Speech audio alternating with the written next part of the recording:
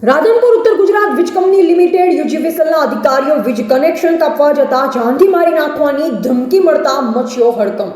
UGVCL Radhanpur ખાતે નોકરી કરતા ઇલેક્ટ્રિક આસિસ્ટન્ટ કલ્પેશ કુમાર લક્ષ્મણભાઈ દરજી બંધવણને મળી જાનથી મારી નાખવાની ધમકી મળતા નોંધાઈ પોલીસ ફરિયાદ। મોટરસાયકલ દ્વારા લક્ષ્મીપુરા ગામથી કચેરી તરફ પીછો કરી રોડ અકસ્માત કરવાનો પ્રયાસ। રાધનપુર વિસ્તારમાં ઇલેક્ટ્રિક આસિસ્ટન્ટ કલ્પેશ કુમાર લક્ષ્મણભાઈને તેમની સાથે એપ્રેન્ટિસ બાકીદારીના મામલે કનેક્શન કાપવા માટે રાધનપુર તાલુકાના લક્ષ્મીપુરા ગામે પહોંચ્યા। જે દરમિયાન કનેક્શન ધારક હીરાભાઈ રામાભાઈ પટેલ તથા શૈલેષભાઈ હીરાભાઈ પટેલે ઇલેક્ટ્રિક આસિસ્ટન્ટ કલ્પેશ કુમાર લક્ષ્મણભાઈ દરજી તથા તેમના સ્ટાફ સાથે ઉગ્ર વાદ વિવાદ કર્યો અને ત્યારબાદ તેમને જાનથી મારી નાખવાની ધમકી પણ આપી હતી। ઘટનાની જાણ રાધનપુર પોલીસ મથકે લેખિત ફરિયાદ નોંધાવી પોલીસે ધમકી આપનાર શખ્સો વિરુદ્ધ કાયદેસરની કાર્યવાહી શરૂ કરી।